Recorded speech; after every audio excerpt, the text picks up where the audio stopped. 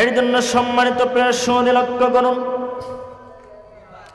বলতে চেয়েছিলাম জিকির বলতে আল্লাহর জন্য, আল্লাহর স্মরণের মধ্যে যত কাজ আছে সবগুলোকে আল্লাহর জিকির বোঝায়। কিন্তু সেই জিকিরের মধ্য থেকে আজকে আলোচনার প্রথমেই আমি টেনে আনলাম নামাজ।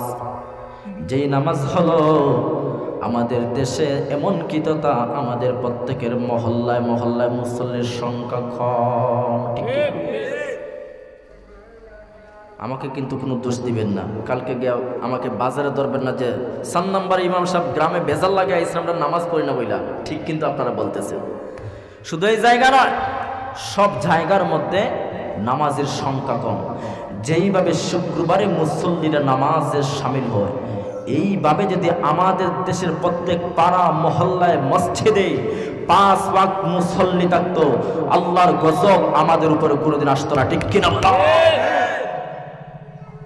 আল্লাহর গজব কোনোদিন আসতো না যদি আল্লাহর গোলামি আমরা ঠিকভাবে আদায় করতাম। ঠিক কিনা? এর জন্য সম্মানিত প্রশ্ন লক্ষ্য করুন, আমাদের প্রতিটা সময় দেখতে পাই এই নামাজের ব্যাপারে আপনার আমার পরিবার থেকে নিয়ে একদম রাষ্ট্র পর্যন্ত, একদম সমাজ পর্যন্ত সব জায়গার মধ্যে মানুষ গাফলতির মধ্যে নিমজ্জিত। নামাজ হলো বান্দার মুসলমানের পরিচয়, বান্দার ইমানদারের পরিচয়। কেননা রাসূলুল্লাহ সাল্লাল্লাহু আলাইহি ওয়াসাল্লাম বলেন, ইসলাম 5টি ভিত্তির উপর স্থাপিত। ইসলামের মৌলিক বিষয় হলো 5টি।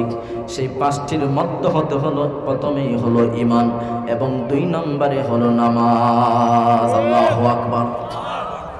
2 নম্বরে হলো নামাজ। দেখুন, ঈমানের পরপর ওই নামাজের কথা ওই জায়গার মধ্যে এসে গেছে। এখন ঈমানদার হয়ে গেল। ঈমানদারের কাজ কি?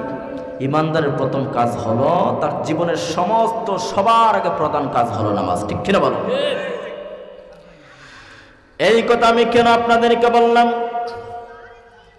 রাসূলুল্লাহ সাল্লাল্লাহু আলাইহি ওয়াসাল্লাম জান্নাতে জবানে মুবারকে বলেন, বাইনাল আবদি ওয়া বাইনাল কুফরি তারকুস সালাহ।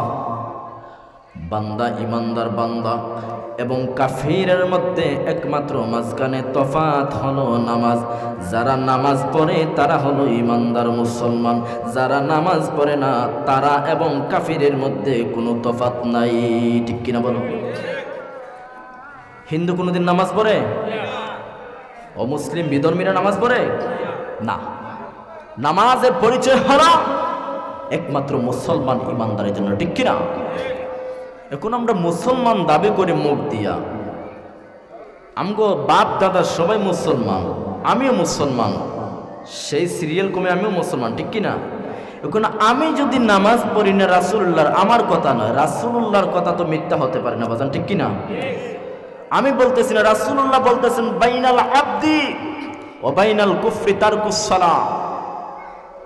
ঈমানদার এবং কাফিরের মধ্যে একমাত্র তফাৎ হলো নামাজ। এখন আমরা যারা নামাজ পড়ি না, আমাদের সংজ্ঞা গিয়ে কোথায় দাঁড়ালো? কাফিরের সঙ্গে। ঠিক কিনা বলেন? আমার কথা রাগ করতেছেন না তো? দেখেন আবার যে হুজুর আমাকে কাফির বানায় গেল।